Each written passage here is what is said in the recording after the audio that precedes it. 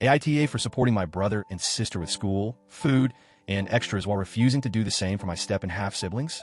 I, 21M, grew up in what started out as a pretty average middle-class family. My mom was everything to me, my younger brother, 15M, and my younger sister, 14F. Dad was always kind of jerk, but when mom was alive, she softened the edges. She kept the bills paid, managed the house, and tried to protect us from how bad Dad's gambling was. When mom got sick and died, everything fell apart. I was 13, almost 14, and my siblings were just kids. Dad didn't grieve. He celebrated. I will never forget hearing him say, "At least now I can pay off my debts." He actually smiled at her funeral. I wanted to throw up. Instead of using her life insurance, or whatever little we had left to keep us stable, he blew through it gambling. By the end of that year, we were in a one-bedroom apartment. Guess who got the actual bedroom with a bed? Yep, Dad. Me, my brother, and my sister were on the couch or in sleeping bags on the floor. At 14, Dad remarried. The woman, I'll call her Marie, was either terrible with money or an addict herself. Maybe both. I honestly didn't care enough to find out because all she did was add more chaos. She had a kid already who was like 2 or 3 then, now about 11 or 12, and within a year she and Dad had another baby together. So by the time I was starting high school, our household went from 3 kids trying to survive to 5, with 2 adults who couldn't manage their own lives, let alone kids.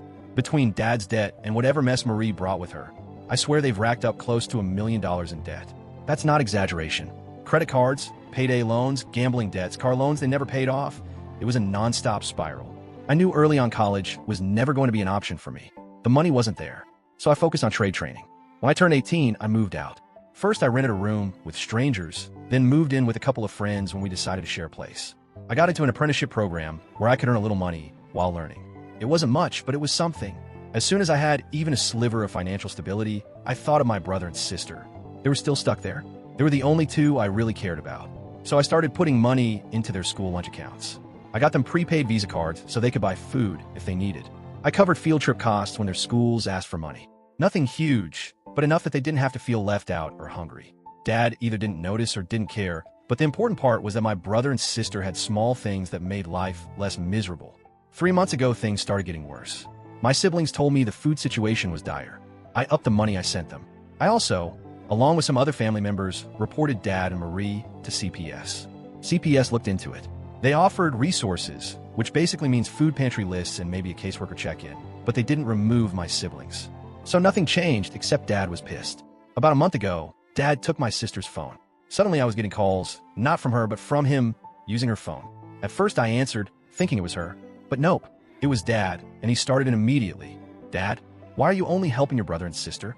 You know your stepbrother and half-brother notice. They feel left out.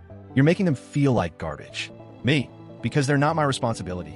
Dad, you're choosing favorites. You're making sure your siblings are better off while the others go without. That's cruel. They're kids too. Me, then maybe you should stop gambling and actually take care of your kids." That ended in shouting. I hung up, but the calls didn't stop. Every time my sister's phone lit up, it was Dad again.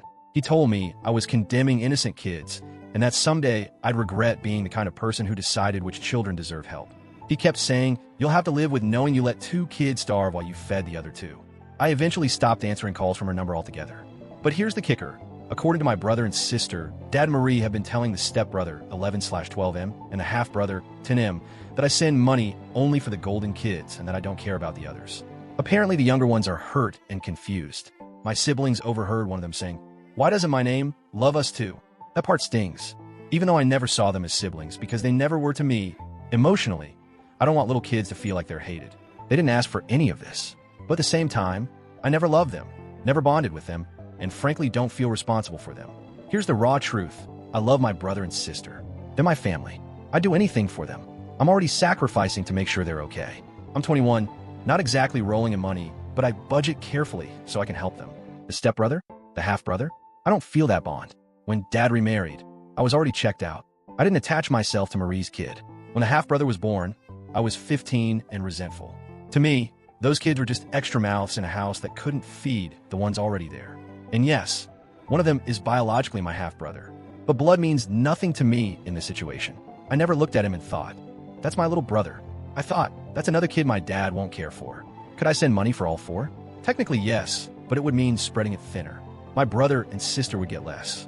And honestly, I don't want to take resources away from the people I actually care about. Dad frames it like I'm deliberately cruel. like I'm sitting on a throne deciding who deserves love. But to me, it's simple. I support the siblings I love. I don't know anything to the other two. Still, I can't lie.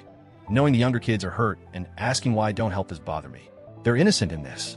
They didn't choose their parents. And I hate that my choices, which I made out of love for my siblings, are being weaponized to hurt the other kids emotionally. When I vented to my friends, they said, "Dude, you're not their dad. You're 21. You're already doing way more than anyone could expect. If you try to help all 4 kids, you'd burn out." One of my friends even added, "If you feel guilty, remember, you didn't make those kids, you didn't neglect them. That's on your dad and his wife." Some extended family members are split. My aunt said she admires me for stepping up for my siblings, but gently asked if maybe I could buy something small occasionally for the other two, like holiday gifts, just so they don't feel invisible. My uncle was harsher. "They're not your problem. End of story.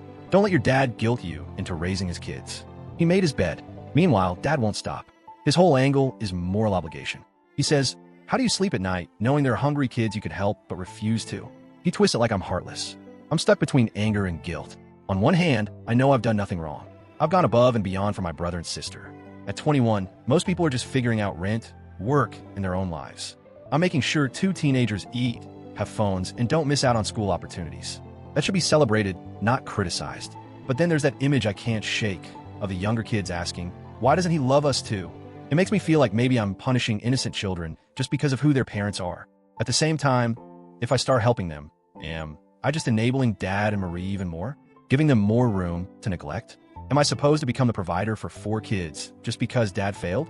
So, AITA for only helping my brother and sister and not doing the same for my stepbrother and half-brother? Am I heartless for drawing that line? Or am I just being realistic about where my love and responsibility truly lie? Update. So here's what's happened since. First, I blocked my dad on my sister's phone. She was fine with it because he was constantly grabbing her phone to contact me, and it stressed her out too. I gave both her and my brother cheap prepaid phones with their own numbers so they can call or text me directly. Dad doesn't have those numbers. That's already been a huge relief. I had a long conversation with my brother and sister. I told them clearly that my support is for them. Not because I don't care about the younger kids as human beings, but because I love them and I'm trying to make sure they get through this mess okay. They understood. They both admitted they felt bad for their step/half-siblings sometimes, but they also know it's not on me to fix what Dad and Marie keep breaking. Here's the tricky part. I can't shake the fact that the stepbrother and half-brother are innocent. They really are just kids in a bad situation. But after thinking it over and reading Reddit's advice, I realized the best I can do is occasional kindness without stepping into a parental role. So I decided on something. I'm not putting them on my regular support list, but if there's a birthday or Christmas, I'll send all 4 kids something small and equal. Nothing extravagant, like $20 gift cards or small gifts. That way they don't feel invisible, but I'm still prioritizing my actual siblings' ongoing needs. After my post, I also talked to my aunt and uncle. My aunt especially has been amazing. She said she's willing to quietly help out with the younger 2 when she can. That actually made me feel a lot better. It means the other kids won't feel completely left out, but the pressure isn't all on me. We followed up with CPS again. Unfortunately, they still won't remove my siblings, but the caseworker did warn my dad that if reports keep coming in, things could escalate. That's both hopeful and frustrating, but at least there's a paper trail now. Dad is still pissed. He tried calling from different numbers, leaving voicemails like, "You'll regret being this cold." I blocked them all. My mental health has improved since doing that. I've stopped engaging with his guilt trips altogether. My brother and sister are doing better. They said just knowing I have their backs helps them keep going. They even joked, "You're like our real parent." That hit me in the feels. As for the guilt about the younger 2, it's still there, but it's lighter now. I'm learning to hold 2 truths at once. 1, they don't deserve to be neglected. 2, I'm not responsible for raising them. I'll show them kindness when I can, but my main focus will always be my brother and sister.